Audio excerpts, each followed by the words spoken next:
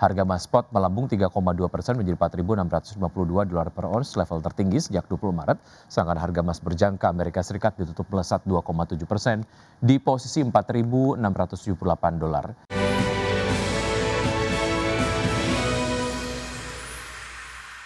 Pemirsa, harga emas melonjak lebih dari 3% pada perdagangan di hari Selasa, namun tetap berada di jalur penurunan bulanan terdalam sejak krisis keuangan global tahun 2008. Tekanan inflasi yang terus berlanjut serta ekspektasi kenaikan suku bunga akibat dampak perang di Timur Tengah menjadi faktor utama yang membebani logam mulia tersebut.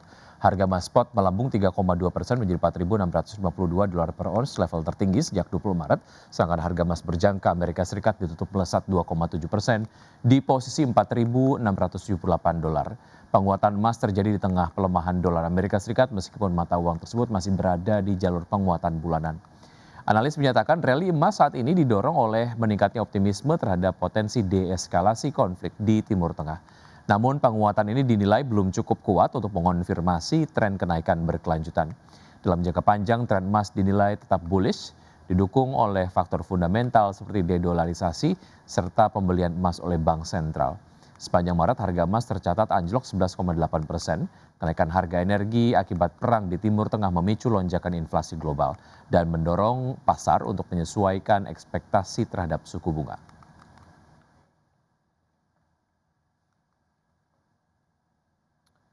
Indeks harga saham gabungan berpotensi rebound pada bulan April dengan sentimen utama datang dari musim pembagian dividen, rebalancing portofolio, hingga pengumuman hasil review MSCI.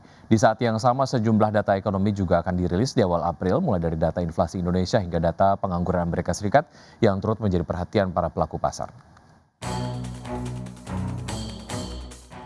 Indeks harga saham gabungan berpotensi rebound pada April usai lama tertekan sepanjang kuartal 1 2026. Adapun sentimen musim pembagian dividen hingga rebalancing portofolio saham menjadi pendorong utamanya.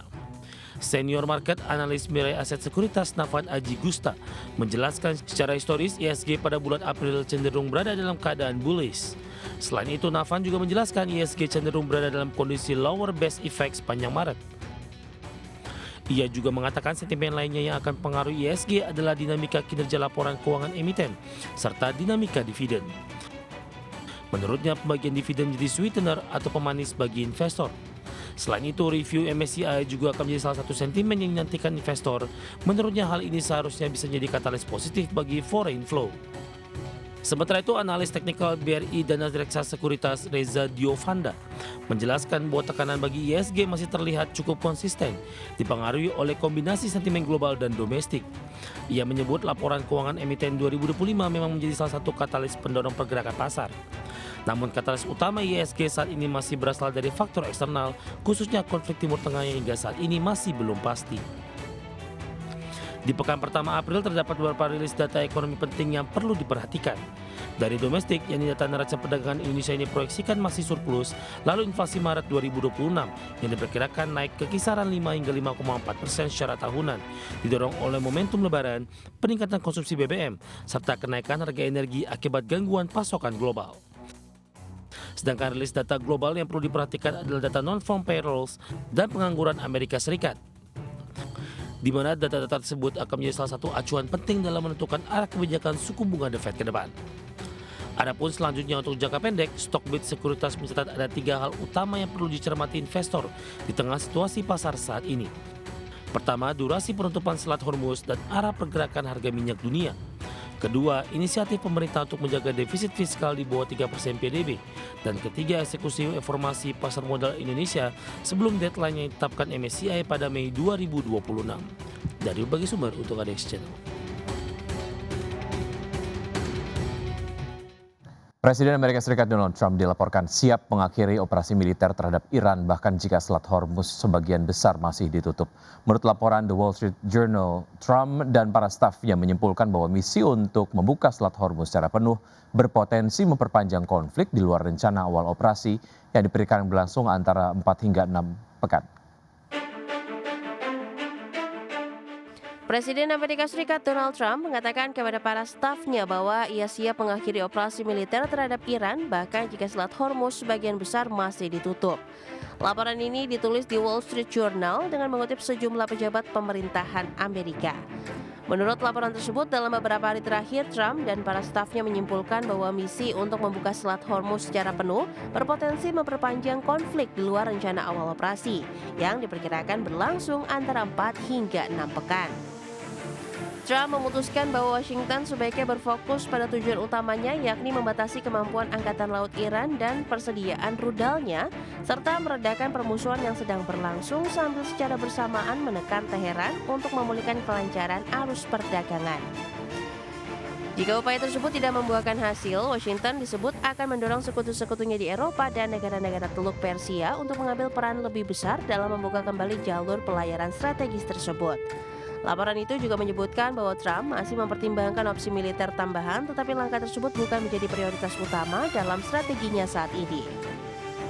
Pada akhir Februari lalu, Amerika Serikat dan Israel melancarkan serangan terhadap sejumlah target di Iran, termasuk di ibu kota Teheran, yang menyebabkan kerusakan serta korban di kalangan sipil.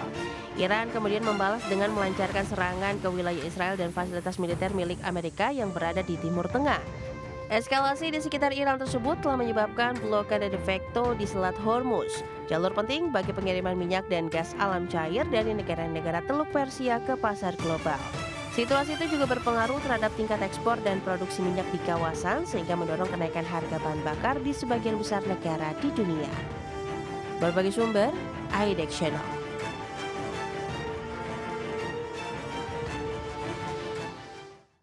Perusahaan emiten produsen emas PT Aneka Tambang Tbk mencatat pertumbuhan laba tahun berjalan hingga 3 digit mencapai 7,92 triliun rupiah pada tahun 2025. Ya, berdasarkan laporan keuangan, laba tahun berjalan perseroan melonjak 106% dibandingkan raihan tahun 2024. EBITDA juga tercatat naik 56% menjadi 10,51 triliun rupiah.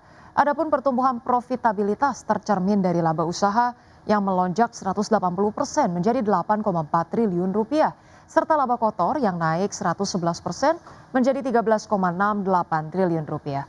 Pada saat yang sama, beban keuangan turun 30% menjadi 167,1 miliar rupiah. Direktur Utama Antam, Untung Budi Harto, mengatakan bahwa perusahaan mencatatkan pendapatan dan laba bersih tertinggi sepanjang sejarah didorong oleh penguatan operasional serta lonjakan kontribusi dari segmen emas dan juga nikel. Menurutnya, kinerja tersebut mencerminkan keberhasilan perusahaan dalam menjaga keseimbangan antara pertumbuhan operasional dan pengelolaan keuangan.